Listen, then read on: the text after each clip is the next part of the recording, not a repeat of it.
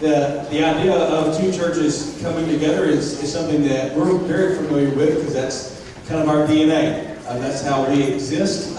Two churches merged together to form Palmerdale Cross. And so we're a little more familiar with some of this than maybe some of our Hillsdale friends are. And so it's unique, and every time I see it, every time we walk in the doors here, we're overwhelmed by what God has done and the overwhelming just movement that we've seen from the Lord. So we're here again, and I was telling a pastor friend of mine Friday, I said, doing it once is a work of God. I said, doing it twice may just be just a straight out miracle of God. And so we're here, and getting this many folks here in this room today was exciting, but it also just shows and just the potential when our churches rally when our churches rally together, incredible things can happen. So we're very excited that you are here and you hung around for the Q&A. We've got a couple of answers that we can give you, but we do reserve the right, and I think Pastor Ron will agree with me. We reserve the right to say, I don't know. We don't know.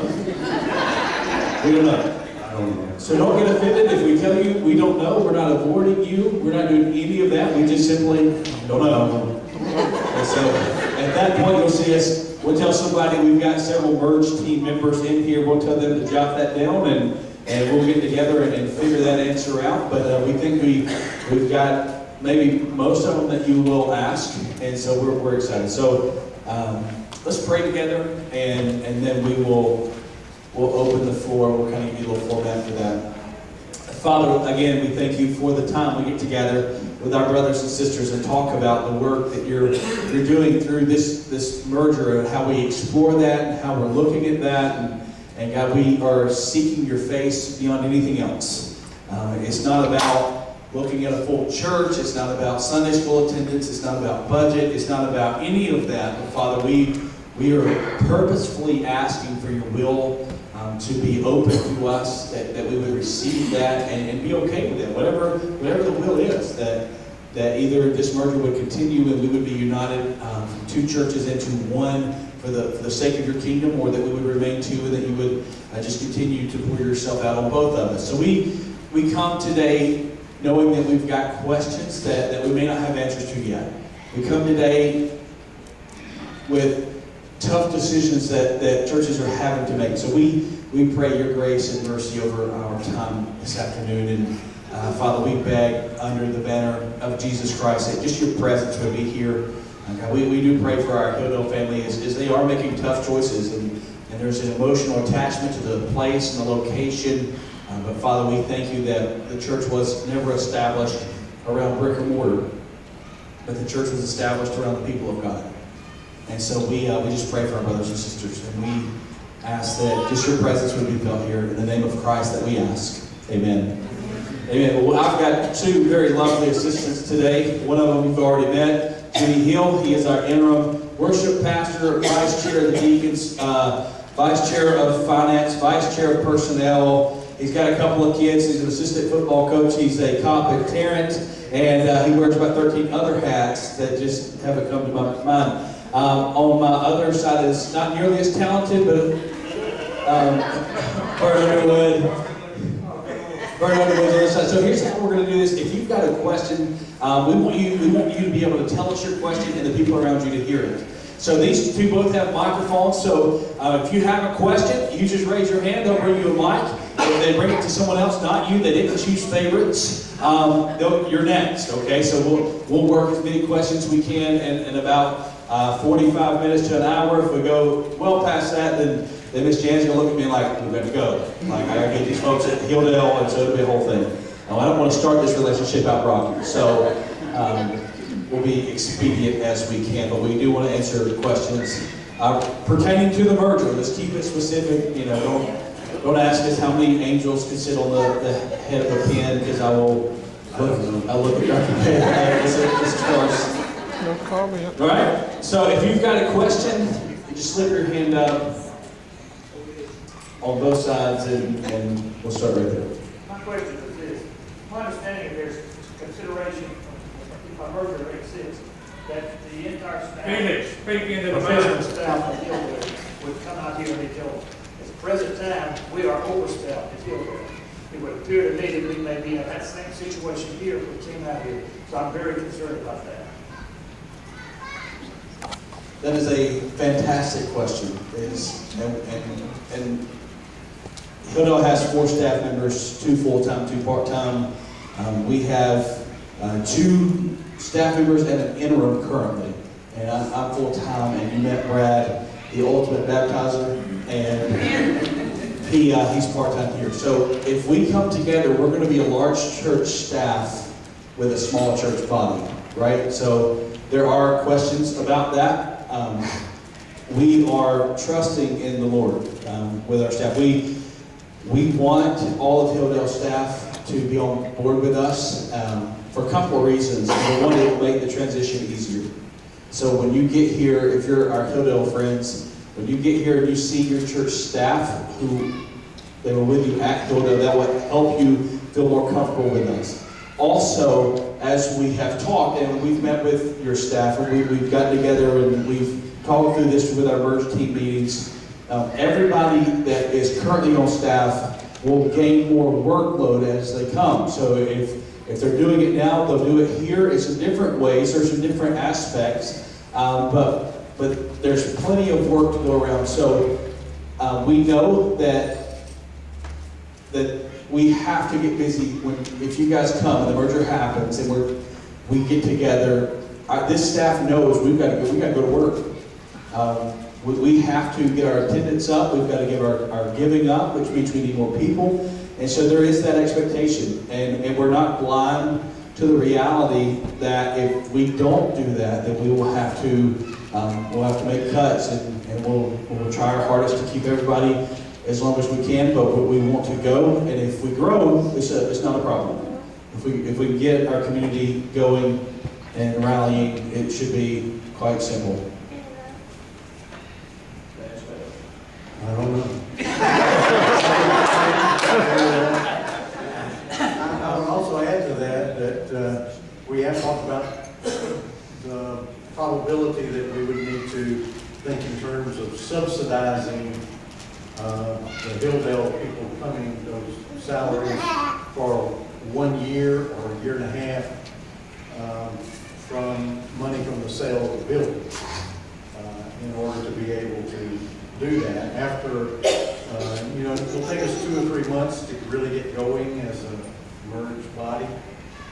So, within 9 months or a year after that, we should be producing. We should be causing things to happen. If those things aren't happening,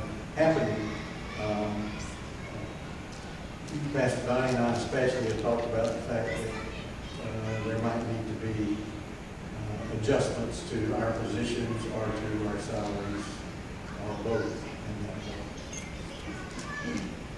So we're not coming in thinking this is going to just last like forever, but there will be decisions made. And I noticed that, remember, on the merge team from Palmerdale Cross, who was, I think, also on the personnel and finance team, didn't seem to have a problem with that, with doing that. Reducing us if we didn't reduce.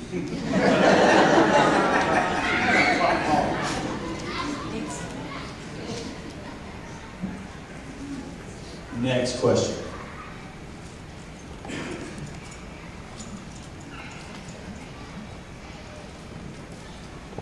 Have y'all talked to other people besides people in your church that merged before, what worked well and what didn't?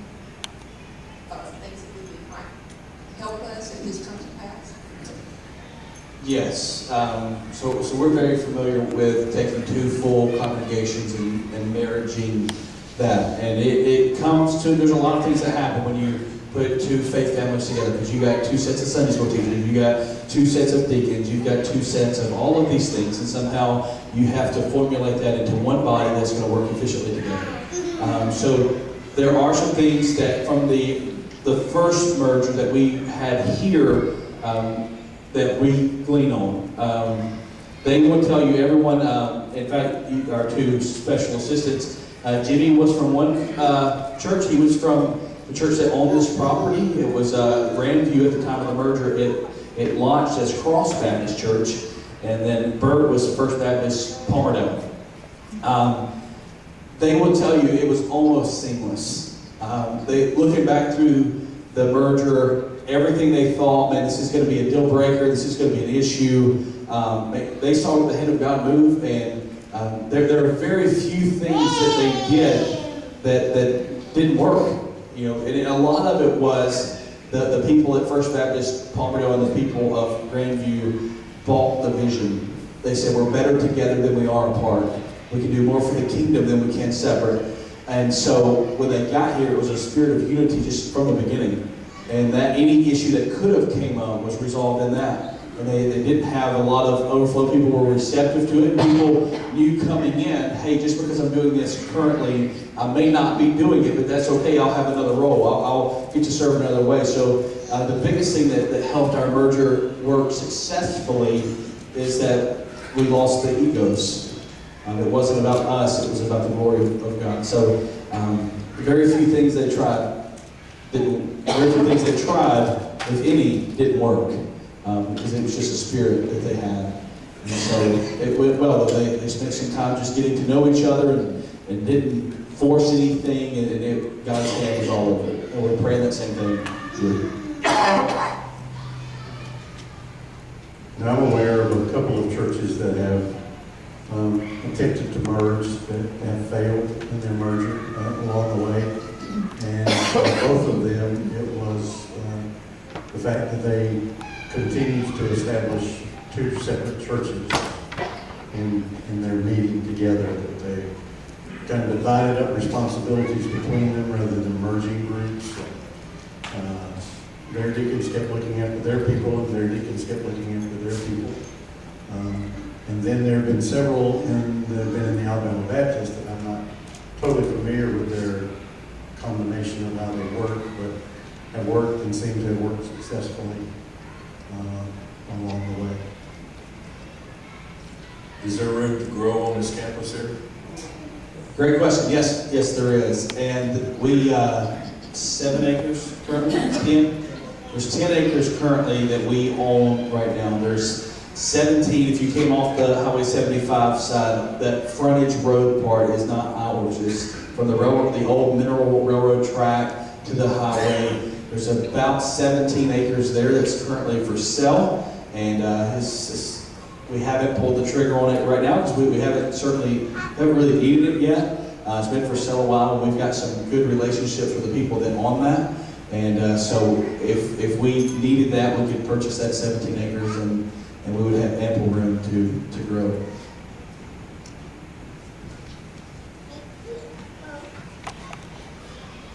Maybe follow up to the question that was just raised by Larry there.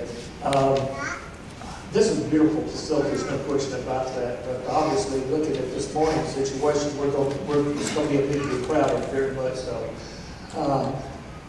My thinking was that I think there's maybe some discussion maybe of this so far, but of the possibility of a merger comes about, that until we are maybe do something in this facility to enlarge it or make it more feasible for all we want to do in the worship process, Sunday school or whatever, that it may be considered that we may meet jointly at Hilldale, which now has ample room at the time, and then look to the future of coming out here. Because of course our property's going to be on for sale, but for that interim period of time, that we would be able to use that facility. Just as a thought, I think when they should be considered.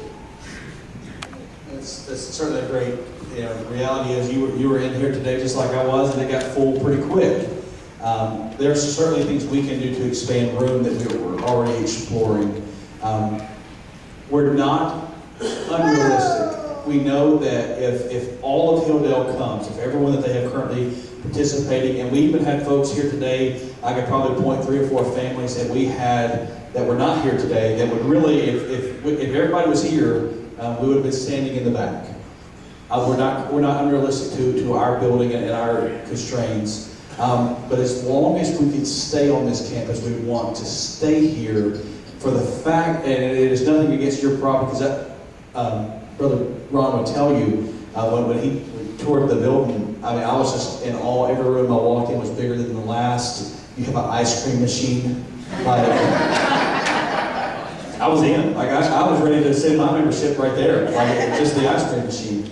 And our ministry focus, and what your ministry focus will be when you get here, will be the people that are here. The people that are within 5 miles of this church property, the people who pass Highway 75 and Fawcett Road every day, every Sunday. And I wish I could have just been a fly in their window this morning as they drove by, and we have cars parked in our baseball field, and you guys were stacked in here like cordwood with your vehicles, and I can't help but think of the witness that causes, and with this being our target area. Now again, I'm not unrealistic. I know if we have any immediate growth, we're done, we're shot. At that point, we would say, hey, we've got to do something else until we can get buildings up.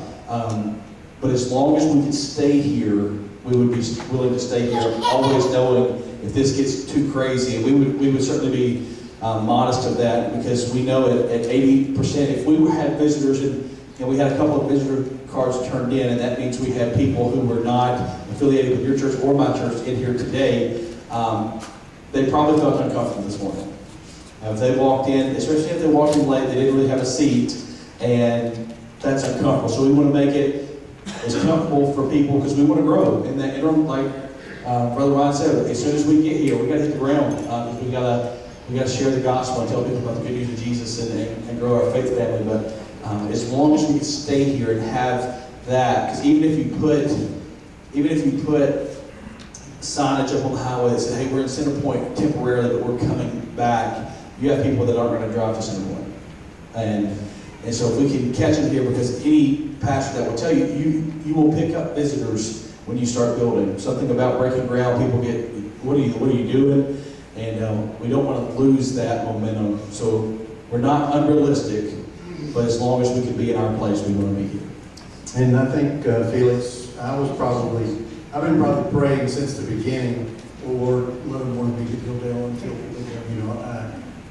my thinking about that was that we probably have some Hildale members that might get more accustomed to being willing to come out here if they were meeting. But after meeting for a while, after talking with the merge team, and that has been brought up on more than one occasion by different people who didn't hear it brought up the other time. And so my thinking is now, he used the word momentum. Palmerdale Cross has a momentum going, a momentum with their baptisms, momentum with reaching people in the general area. And I think everybody from Palmerdale Cross will probably come to Hildale. But I don't think we would continue to have that momentum of reaching the new people if we went to Hildale for that. So I have adjusted my thinking and praying on that and said, okay, God, how are we going to do it? What's going to happen? How can we use the facility? And we've talked about some creative ideas that will freak everybody out, but we've also talked about some others that will, 2 services, 2 Sunday schools, tearing the wall out and moving things backwards. Yeah. Petitions in the gym, etc. So that's kind of where my journey has been in that, even though it started exactly where you're thinking it was, and where a lot of our people were thinking, probably.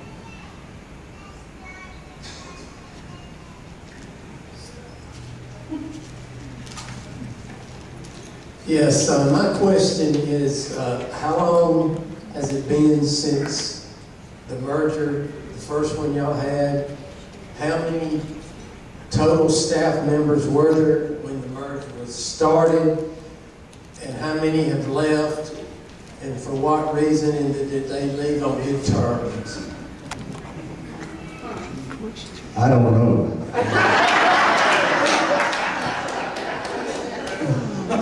I don't know that I know either. Let's see.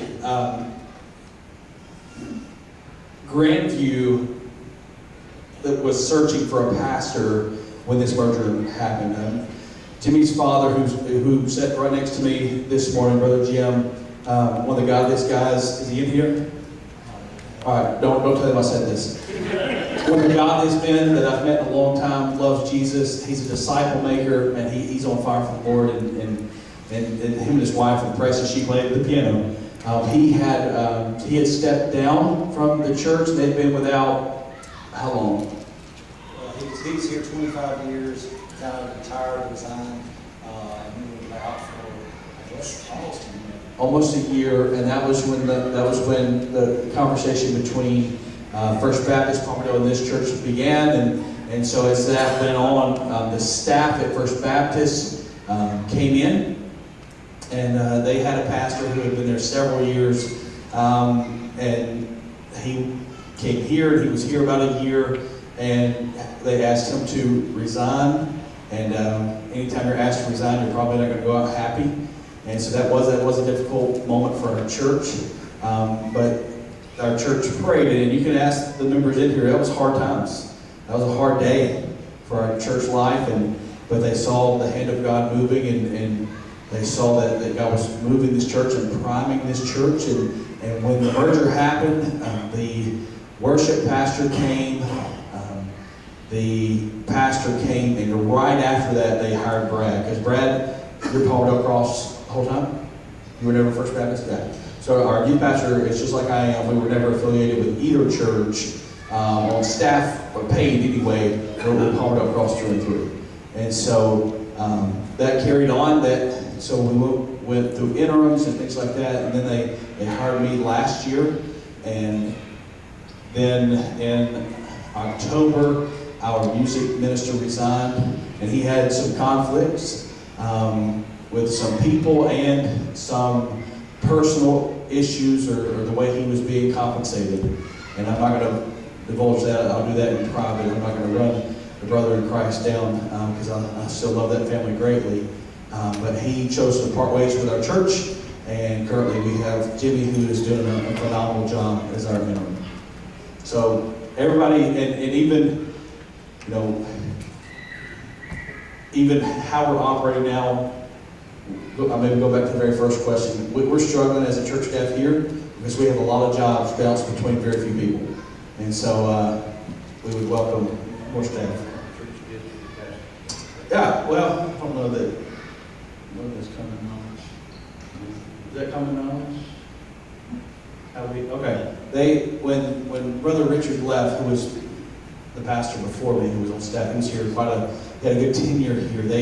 They took care of him when he resigned and stepped out. They took care of him, paid his salary for I think 6 months, and his benefits as well.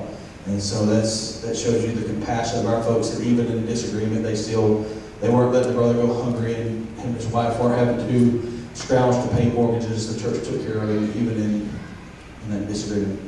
My father was the pastor at Grandview. Brother Richard was the pastor at First Baptist Palmerdale.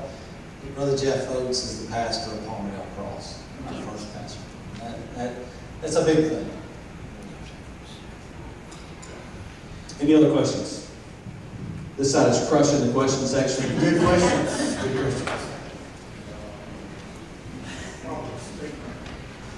If we decide to merge with you, are we going to do that right away, or is that going to be after our church building sells, or the church, or the property sells? It would be more than likely right away. I mean, if we're going to merge, we need to merge and get busy about the job that we're doing. And so we would leave Hildale. That means that Palmerdale Cross, which would then be the churches united, with Hildale having the Dale part.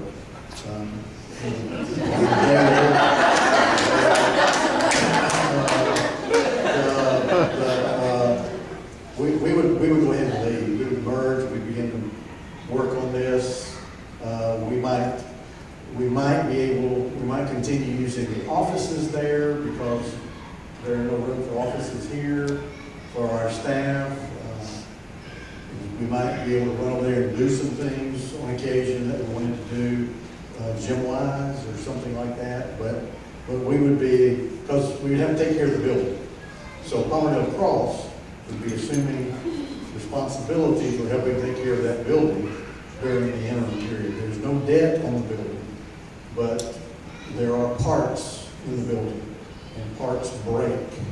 And they break more frequently when they aren't being used. So air conditioners are going to have to come on 1 hour a week anyway, just to make sure that things keep moving, probably 1 hour every couple of weeks, something like that. And, buildings will still need to be cleaned probably once a month, just to make sure that spider webs and bugs are kept out of it. You're going to be showing it to people. Grass is going to have to be taken care of. The weeds growing up in the cracks in the open parking lot are going to have to be sprayed and killed. Brother Donnie put that on our list. And, we'll have to be taken care of. And everybody will then assume responsibility for the building until it sells. And so would Palmerdale Cross start construction right away with some new facility? Yes, but we're not going to pull any triggers before we see who's actually coming. We want to know kind of what we need to build. We don't want to build a building too small. We already have been, whether you guys come with us or not, God opens that door or not, we're fixing to start a building program because we're already full. Even apart from our Hilldale folks, we've got some worship space, but our education spaces, we're full currently. And so we know that, so we're fixing to build it and start working that. The difference would be if Hilda, if you come with us, you then get a part in what we build and kind of that building. We will obviously take Hilda folks on that building committee as well, or that building team, and we will certainly, you'll have a say-so in how that is orchestrated and built, and so you'll get to come in and have an identity in that building program, and so we got to make space. So we'll do it as quickly as we can while being good stewards of everything God's given us. What about our Sunday school teachers? For all of our groups, Sunday school teachers or whatever, there will have to be some give and take and some, we're not going to come in and I walked around, looked around, both last week and this week in the gym. If we're going to merge, y'all are going to talk to each other. Palmerdale people were over here, Hilldale people were over here. We were all in our little groups talking with our friends, except for some of you who already knew somebody, and y'all talked. But for the most part, nobody took that opportunity to go meet somebody new. So, we'll be coming together, we'll have to meet somebody new.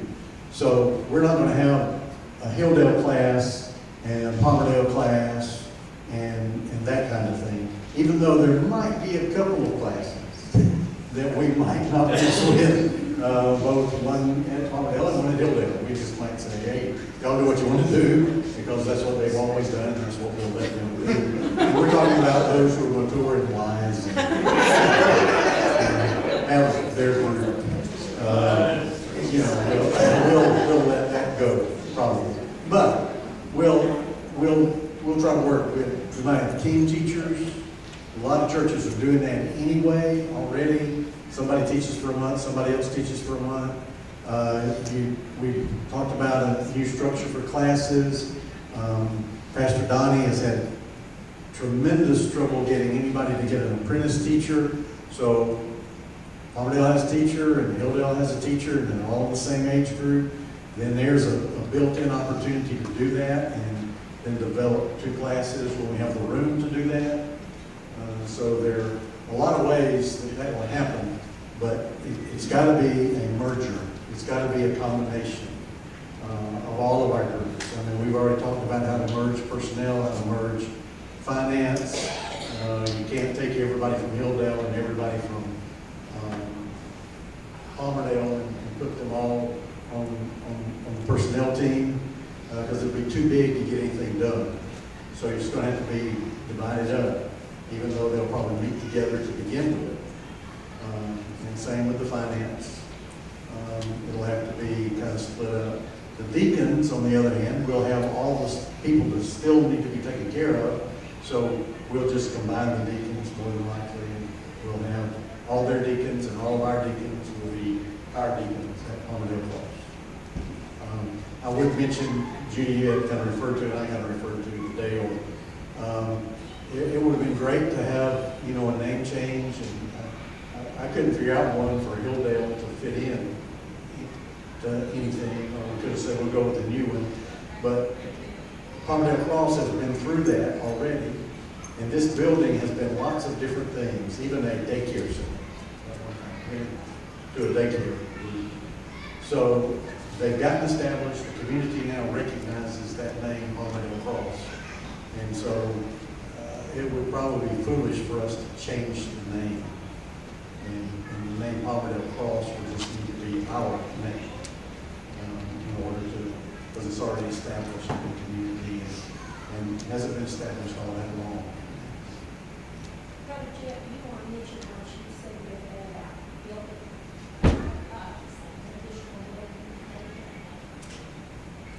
It has, our merge team did bring up the deal, as you guys are coming in, we know, our folks know all too well what it's like to leave a church that you were married in, what it feels like to leave a church that you saw your children be baptized in, and they know, our folks know that. In fact, in a couple of days, we are signing on that building that our North Campus is, it is sold, and it'll be legally gone from us in a couple of days, and so the church will no longer have affiliation with the property. And so we know what it's like to leave that. And so we want to honor you guys if this thing goes through. We would certainly like to dedicate our next building to the ministry and the legacy that it is Hilldale Baptist Church. And so if you would honor us by allowing us to do that, so it would be, you know, the Hilldale Educational Center as it goes up. And we can work on the name. That was just off the top right there. So, it sounded like I thought about it for a minute. But,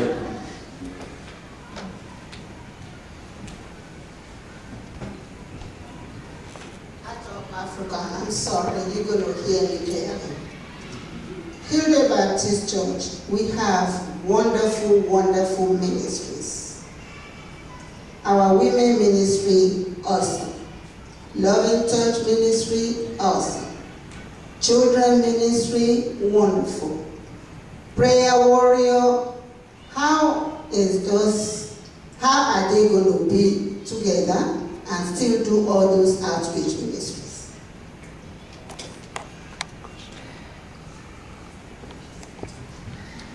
We have already talked to the MERS team about Palmerdale Cross members have expressed appreciation and recognition and wanting to have some of those ministries that they might not have. Some of those they already have, but that they might not have at work here, that they would love to have Hilldale to lead and guide in developing those ministries. So we will just we'll have to get together and develop those ministries here the same way we developed them in Hilldale. Is there a leader? If there's no leader, there's no ministry. Is there someone willing to lead that ministry? And then, can that leader help enlist and find people who want to be a part of that ministry? And then, is there funding for that ministry? And that's how we did Hilldale, and that's the way we would do it here as well. But, you know, Loving Touch ministry would be just a very easy thing to do here. They probably already do something similar, call it something else, and so, you know, we would include that. That would be an important one for us to continue. That's how we take care of our homebound and our nursing home people. We have people assigned to people, and at least quarterly they get a visit from those people, and they report back if the church staff hasn't been often enough or needs to go more, or if things are getting worse for somebody and we need to go before they might not know us anymore. They're giving gifts at Joanne Christmas, Thanksgiving, just whenever they want to give them gifts. I mean, they do gifts and take them to the homebound and the nursing home throughout the year.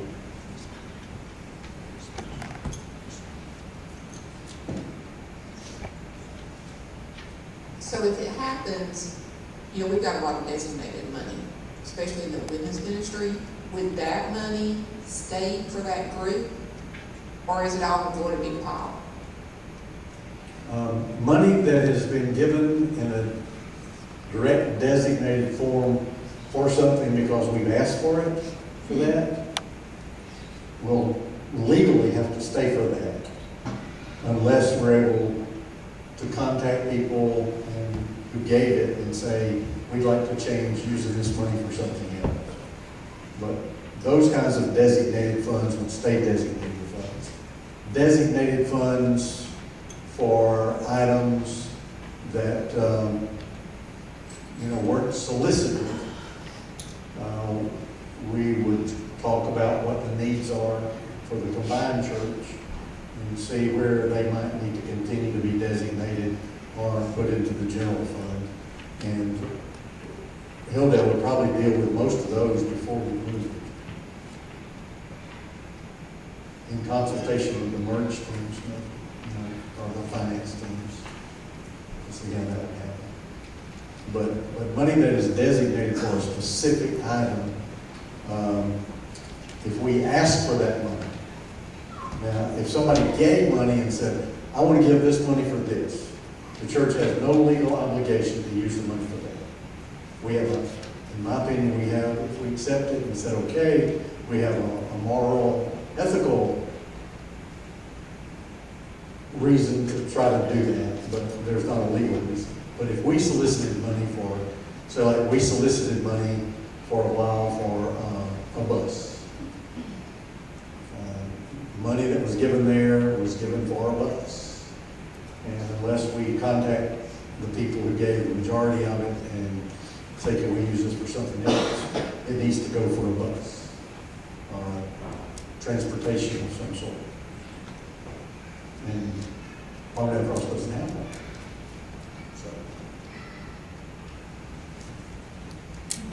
I don't know that I'll need it. Yes, you do. You want everybody to hear you. On finances, you know that we're coming with you debt free. What about your situation? I think y'all can hear me. We got you. We're debt free as well. We don't owe anything on this building. It was paid off. In fact, the church that built it had it almost paid off, and then when the original merger happened, First Baptist came in and it paid very little that was left, so we don't owe anything. And the money that we make from the North Shell campus will go into our current building fund. It's already a good number for us to start on our next project. What's a good number? When the money comes in, we'll be close to $300,000 toward a building program. All right. Would it be possible to see financial statements so we'll know what our duties are going to be here for this campus, as well as y'all would, if you'd be interested in seeing a financial statement from us to know what you're going to be responsible for when we come. We need to know that ahead of time, not 6 months after we're here. Oh, I had no idea that we were going to be responsible for that. I would not be opposed to it, and our church office has ours at any point. You can certainly see that it's our budgets are public knowledge, and so we wouldn't be against that at all. There are some things that are blanket that you would have to, like if you want to say our church salary, like our staff salaries and things like that, we would ask that you come by the church office and look at those. But beyond that, we have nothing to hide. We're right under our budget for the current year, but we're not spending budget either. So we're doing great financially as a church. And I've seen your budget, you are as well. Right in the same. I was going to say, Jeff has already given us a copy of their budget, and I've given them a copy of ours, the financial statements.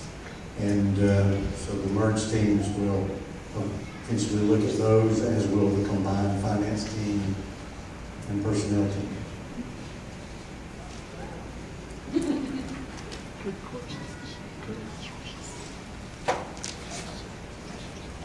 If you appear to be higher in the show, but anyway, I think we should definitely remember our seniors in our area, anyone that may be handicapped in any kind of way, restricted from coming out here.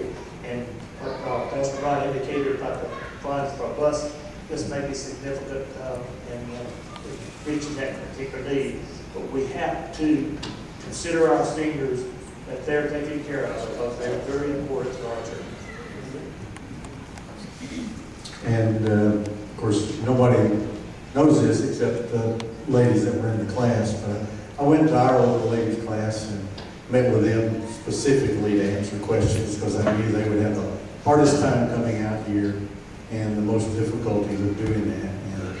And I told them up front that, you know, I had been their pastor for 20 years, for most all of them, and that I would be their pastor whether I was at this church or some other church. If it was in that Birmingham area, I would still care for them and contact them and pray for them. And some of the biggest concern for most of them, I promised that I would bury them. So we had a good time in that class meeting, and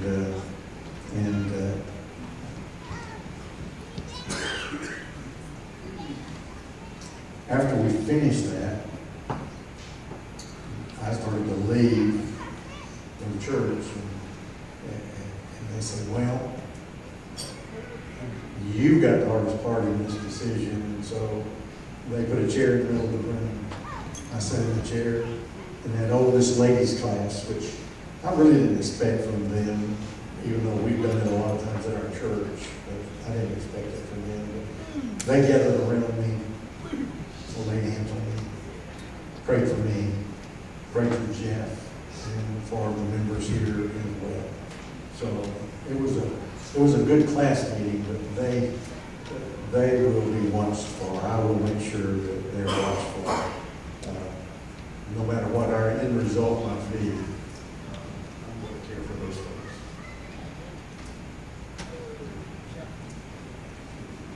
The facility that Palmerdale Cross is selling tomorrow, have you been taking care of that financially, that building financially, as far as the utilities and all? And you will continue to help us pay for utilities and care for our church, or for Hilldale? Certainly, yeah. We've kept that building up, and it is, we're fixing to get released of it here pretty soon. And it won't be a Palmerdale Cross thing doing that, it'll be an us thing doing that. Because you will be us at that point, and so we will take care of that property until it sells. And we pray, our prayer, as you guys have enlisted, is that God will do a huge work, that'll still be a beacon of ministry, a beacon of hope, and that the gospel be declared in that pulpit. So we will certainly take care of it.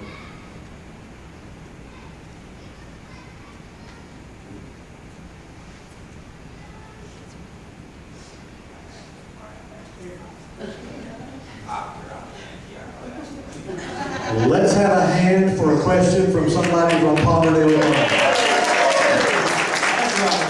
One of our newest members, actually. Go ahead. Well, my question is, if, say the church don't sell out there in a year and a half, 2 years, there's going to be a lot of money going to have to go that way. The next thing of it is, it seems like a lot of this is on who might have a position, who don't, and the thing of it is, if you have 100 people come from out there, this is all well and good. But if you only have 40 come, and 10 of them is on a position saying, I need to be paid, where does the money come from? I think you got to look at everything. You know? Well, mine is that Hilldale Baptist Church will provide support for Hilldale staff members for at least, like I said, a year. Our church is tax valued at $2.76 million. It is insured for $7.5 million. We hope to get, we're asking 1.97 million. And we hope to get at least 1.2 million, 1.25 million, something like that, and at least $1 million. That would support me for a year. I don't know about Donnie and the rest of the staff, but that would, I mean, you know, Hilldale could commit a portion of that. But if it doesn't sell and we don't grow, then, you know, I'll be gone. Donnie will be gone. We'll become bivocational. I mean, you know, it's just you just got to do what is necessary to be done. From my perspective, I've been a pastor for a long time. I think I'm a good pastor. I think I haven't grown Hilldale. We grew from 450 to 550, and then we've been going down ever since. But there are a lot of environmental, circumstantial reasons for that, whatever. I think I've kept it stronger than it could have possibly been where it is until this time. But I recognize that if we're going to reach young people, there's got to be a young person up here. People come to be a part of what they are. So there's going to have to be a young person up here. And I think I can help Jeff do the ministry so that we'll grow. But he's the pastor here. I'm not going to be the pastor here. And I recognize that, and I will help all the rest of our staff to recognize that. And when I go visit somebody in the hospital, whether they're from Hilldale or Palmerdale Cross, I'm going to say, hey, I'm here because Pastor Jeff sent me and wants to know what's going on in your life. But if we can't pay it, our salary, then, you know, we can't pay it. Now, we have some reserve funds, cash reserve that will come with us, as well as the regular tithes and offerings. And like I said, there will need to be a plan for how that is spent and directed toward expenses. But we already have 2 people who are interested in church. Don't mean they'll buy it. But we've got 4 interested, but we got 2 that could probably purchase it. And so, you know, who knows? It may go to act to sale before yours does, for First Palmerdale.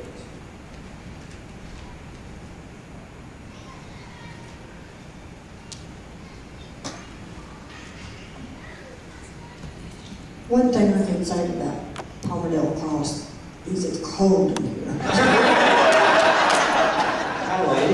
And if you knew me, you would know that I'm not a cold-natured person. I'm always hot, and some of these others are probably the ones that are cold. I am Callie Hartley, and I am being called by several different things at Hilldale, like food service coordinator, Wednesday meal coordinator, church hostess. What deals with food, I've usually got my hands in it. And I noticed on your Wednesday schedule, of course, you've got the merger team meeting this week and then a business meeting. Do y'all have Wednesday night supper? I know if we were at Hilldale, the ministers were at Hilldale. I know you toured our kitchen, I think. And I noticed your kitchen. They're not the same. They're definitely not the We same. don't have an ice cream machine. Oh, if y'all come, we get an ice cream machine. I'm going fired up. I heard Donnie is the ice cream maker. So I'm fired up. But nobody knows how to use it but me. Well, you're just as popular as he is then. Probably so. But no, would in the building process, would you have a larger, more commercial kitchen in that plan and Wednesday meals and all that kind of stuff? We would be all for that, and I think it would help us in the merger process to continue to get to know each other a little better in a meal form. In the first building adventure we do, it will be education space. That is our main focus, as well as you saw this morning, we baptized 4 students. We've got a couple more to do. And so we're building, we're spending money in our youth ministry department as well. So the new building will be a youth and education building, and then some office suites so that we can get all of our new pastors and workers a desk and have their own space. We know that our kitchen needs some work. We're not blind. Like, we don't look at it and go, no, it's fine. Like, we know. Like, you're pointing out something that we're very aware of. And so for a season, we'll have to make it work, because currently it's just not in the plans, because we're taking the big thing and trying to make it the big thing. And so it'll be education space. But we can certainly rework and reallocate some funds to improve what we already have to make it functional the best we can. You may not have gourmet, but you may have home country cooking. Right. Some reconfiguration, and it would be workable, and so. Plus, I really like to eat. You say food, I'm in. Yes, sir. Yes, sir. I know you've got a game plan for enlarging. I mean, you got a specific game plan right now as to what size is what I'm saying. Whether we come, I mean, if we come, will it be larger? Will it be the same? What's the game plan? We have plans, very unofficial plans, that we started to get together about the time that this conversation got serious, so they're on the back burner. In fact, most of our church hasn't even seen them. The current building was 60 by 75, which was set out back behind ours to kind of expand past the corner of our building. It would be a building too small if you guys came. So we would make it, go back to the drawing board, kind of start over with bigger buildings, more Sunday school classes, and more office space. My greatest concern, I'm a Sunday school person. I mean, get rid of Dr. Pate, just keep our Sunday school. You're trying to get rid of me for years. Could you tell me, I've heard different ways how your Sunday school works. How does it work right? How does your Sunday school program work right now? Currently, because of space, we have 3 adult classes, kid classes, and then the youth ministry department does their own thing. In the expansion, we're wanting to build 3 to 4 more Sunday school classes, because we've got some. I said Sunday school this morning with 15, and that was only half the crowd. A lot of them weren't here today. And so we need more rooms, and we can have smaller classes, which means we need more teachers. And so in our building program, it was going to be that, so that we could facilitate having smaller rooms. We've got our more mature adults, but not our most mature adults. That class is to the brim too. They're full. All of our classes are full around space. So that's what the building was going to go for. And Sunday school is, kind of the same model you guys have, without maybe the intentionality to grow inside, which ours needs restructuring. And we know that. We know we've got some ministries that really need to be developed so that we can do better. But very similar, kind of same material you guys are using, all that, running in 3 different units for adults. I've got one more question. Okay. Traditional service versus conservative. Contemporary, I'm sorry. There are, and I'm one of them, it's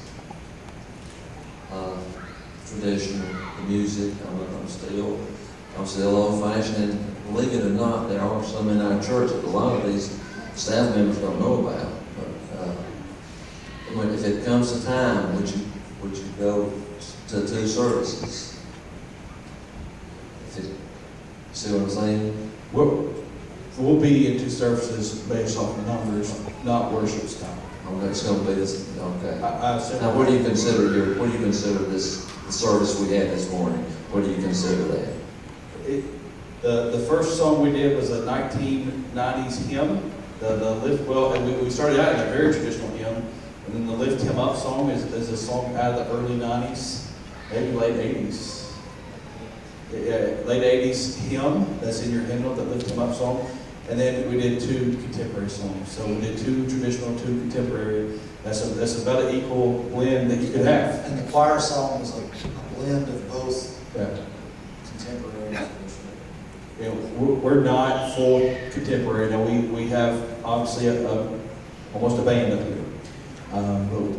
But our vision for this church, and it's something that I'm so thankful that some of our more mature adults bought into quick, was we've got to reach younger families. We've got to reach the families with children, the families who have never been to church before. You know, some of my favorite songs that I've seen are some of those old redback hymnal songs. You know, but like some of those that aren't even in the new ones. Like, and I love them, but I know who my target audience is, and we're not listening to our older folks. We're not doing any of that. But we're specifically trying to get younger families. And if our worship style promotes that, which we think it does, then we're going to be a healthier church. And I tell our people all the time, not every song this praise band sings is my favorite. It's not. But it's not about me. It's never been about me. It's about lifting up the name of Jesus above every name, above everything. And so we sing. We sing hymns, we sing contemporary, we sing some very contemporary stuff. And we do it all to the glory of Jesus, and we ask you to join us in that, even if it's not your favorite. And it would be hard for us to do a traditional, in fact, most churches that do that typically don't do it for long because it doesn't work. And so we would try to incorporate the traditional with the new stuff and keep rolling. And we haven't, that may be one of those I should have answered, I don't know, because we haven't talked about that. I'm just sharing my heart with you. Some of what I'm getting at, some of it's so lame. I'm not saying that goes on a deal, Right. periodically. It's when you can't even understand the words. Yeah. It's nothing, you got anything loud music.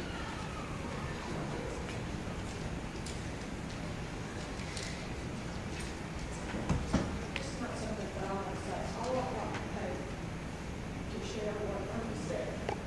And how some of us are. Well, I've already shared that with the merger group, the old church. I mean, just Erna, who's sitting right down here, she loves Hildale, she loves me, she loves everybody.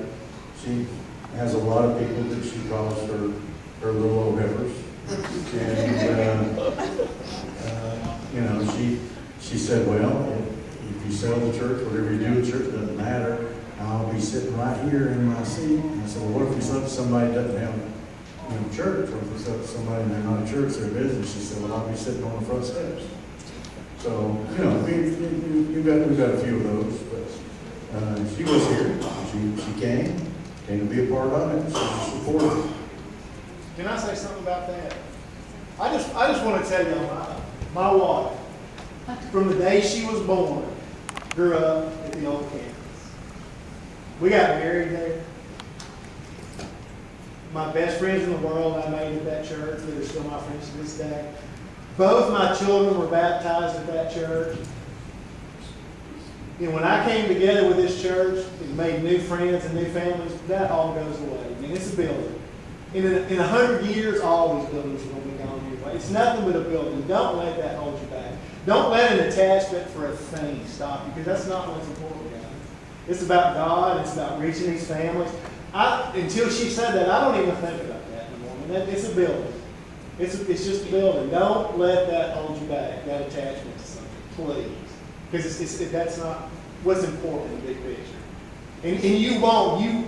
You'll always love it. You know, I grew up in a house in Central Park, Alabama, and I love that house, but we outgrew it and we moved on. I have fond memories of that house, but it's just a place I lived for 2 years. It's just, you know, it's a building, guys. Just keep the big picture. Keep your focus on God. That's all that matters.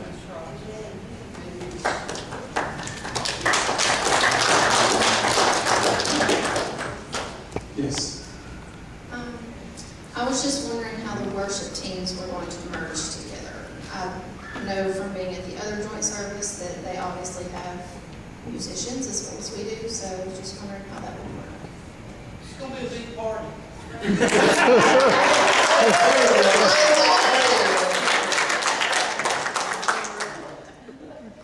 Very well. We do have two full worship teams, and that's most churches have to scrounge for people and musicians, and we're just gonna have a plethora of them. And Miss Jan is talented, and she's incredibly gifted at what she does, and so we are going to entrust her to put the best people, not maybe the most gifted, because none of us are paid professionals, but the very best sound that she can put out, and also with the greatest passion of worship. That's going to be our very close to our heart, is we want people who can lead in worship. And so that will be a music department call as they blend. And we don't know what that looks like. I'm sure Miss Jan could probably give you a better idea of that than I could, because they don't ask me to sing anything around here. Not even happy birthday. They just tell me to hush. Got a couple of questions. What about all of our stuff? We don't have a ton of stuff. Miss Marie has 13 closets at Hilldale. 13. And Donnie said she had 26. So you have a lot of stuff. And you've got some. I'll let Dr. Penny, I'm not going to answer that one. We'll get rid of some of our stuff. Susan Murray, for the Hilldale people, if you want to help with inventory. Susan Murray is leading an inventory team, and they are in the process of inventorying or passing out for other people to inventory certain areas and to find out exactly what we have. We'll see in that inventory what we could use in the merger. We'll evaluate with Jeff and somebody else from here possibly what would be needed to maybe populate the new building that we might have, and we might have to put some of that in storage. It might be fine to be stored at Hilldale. And then the other parts will sell off, or it might be negotiated into the contract of somebody who would buy it, depending on what it was. But some of our stuff we would just leave, some of our stuff we would take, some of our stuff we would sell. I think, haven't you been trying to ask a question? More of a statement. Okay. After listening to what we've had to say, and we did come in as two separate churches when we came to the door, but I got to thinking about God creates, and there's either life in what He creates or it dies. We have two choices. Either what we do through our programs at Hilldale, they're good works, but that does not mean that life is still in all of those good works. Our church is dying. This church is trying to grow. It's trying to sprout in a new area with programs that may blend with ours. I think if God's in it, it's going to grow. Whether it's something we bring from our church or whether it's something you've got going already. And if there's things going on in our church, God may have blessed us in the action, but that didn't necessarily mean it needs to continue. You want to make sure it continues wherever it is, under what name. It doesn't have to carry the same name that we have or that God had. But as long as God's in it, it's going to grow. And I see a church growing here. And to me, that's life. And we need to be willing to look at what we've got, who we are. And if it's not growing, then God has a reason for it. So we need to embrace that and try to buy into it. God is always giving us a new song, and God is always giving us a new thing to be doing. Ms. Pauline. My comment goes back to the music ministry. wanting to be sure that all the Hilldale choir members know that we have another whole row of. I wanted to put it out this morning, but they wouldn't let me.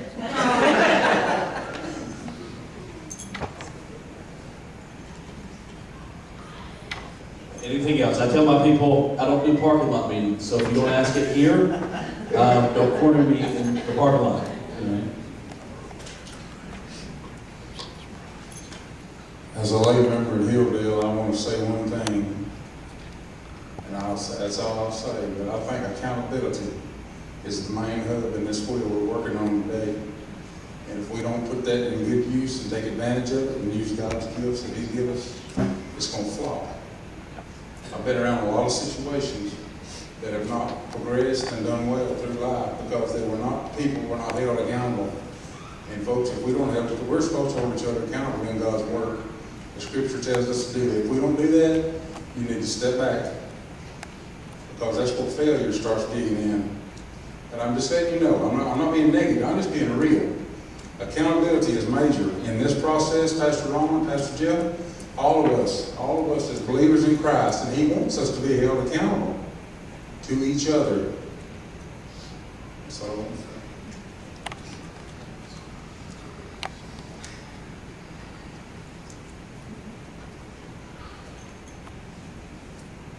Jeff, you're all about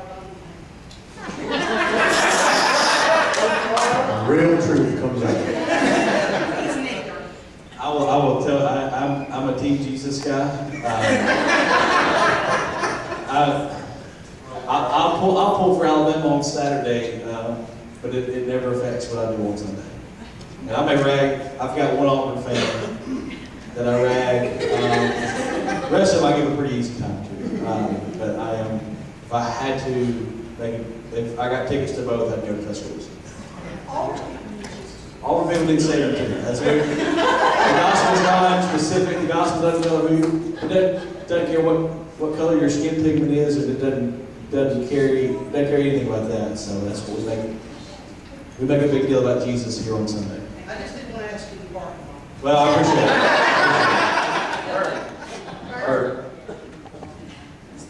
Bert's my Auburn fan.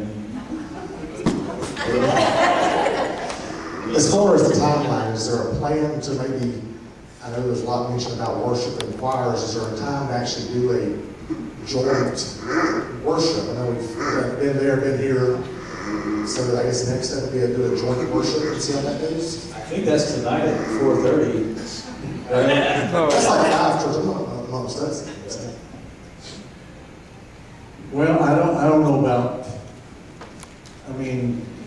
these 2 weeks have kind of been joint worship. They've been with separate worship teams, so we haven't put the worship teams together. And I think with the worship teams, what's going to end up happening is we have a lot of good people, so we're going to have to do some rotating and some things like that to get everybody involved that wants to use their gifts and that kind of thing. And I don't know that we might want to have another joint worship service, but I think we're looking at a timeline where if, Hilldale studied this for a year and a half before we decided that we would either seek to relocate or merge, that we would definitely sell the building and do something. Because we had people say, I'm just leaving. If you don't do something, I'm leaving.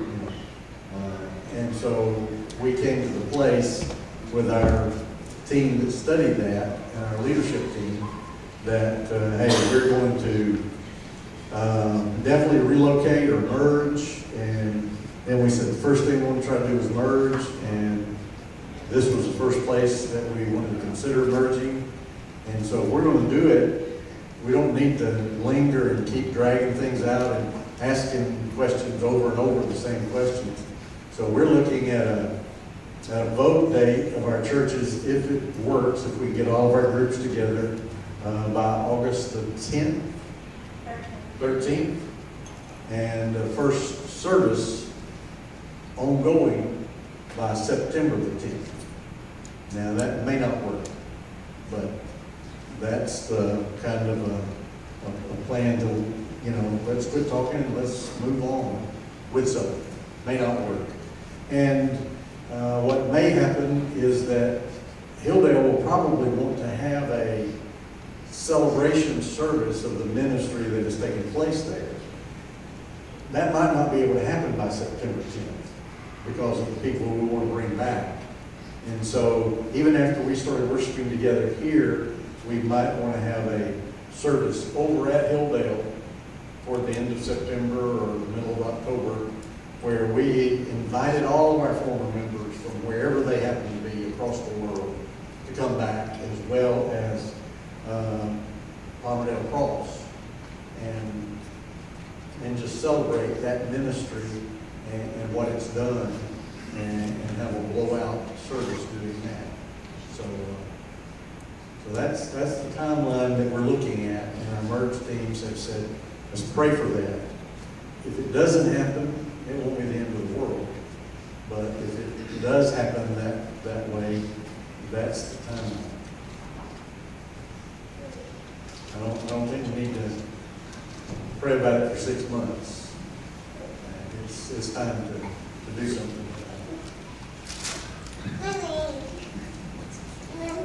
it. When we talked about those dates the other night, it was hard for me. But the wisdom of it made me say it's the right thing to do. I guess wanting to put off you don't have to use, this is not a good word at all. But because I can't think of a good word that would be on the positive side, put off the inevitable. Why put off the inevitable?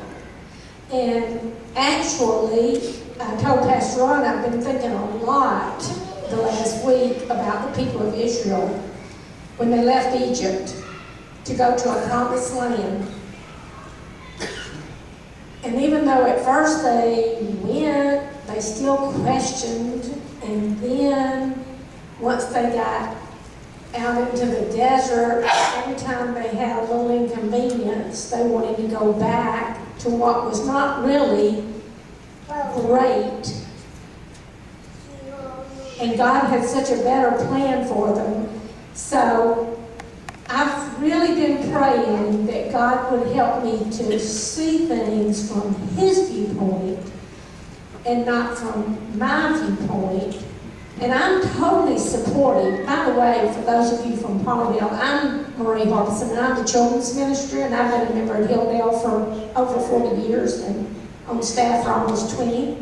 And I'm the one that has all that stuff that we're going to have to get a building for, because in children's ministry you need lots of stuff. But so Hilldale people, when y'all hear that August 13th date and September 11th date, I understand maybe what some of you might be feeling, because I really felt it big time the other night. But we just need to follow God's timing. And while it's hard, it's difficult, it's also exciting to think about. God is moving us to a place where we can have a lot of more good old days.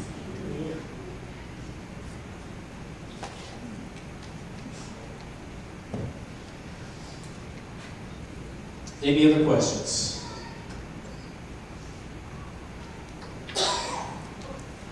This is the last time I'll say anything. It's not a question, it's a statement. Hilldale has an awful lot of talented people. We have a band ministry that hasn't been active for a while. But we have some beautiful banners. I don't know that y'all got to see them when you came to visit. And some of them are upwards of a couple of $100. It's a lot of time spent on them. So if you'd like to create, sew, and whatever, stuff like that, we got some folks that can help you do it. I'm sitting right behind me here. She's our associate pastor's wife. We got some folks, I'm not going to go into all of them, but we got some folks that need some help. Of course, our membership is declined. Some of them have moved out of the area. We've had to bury a lot of them. And I agree with you, it's not about the building. It's about the people in the building that come together to worship. I have a lot of history at Hillville, 30-something years. You mentioned some of the things that had happened to you. I was saved and baptized at Hillville. I buried a husband in Hillville. I married one in Hillville. My two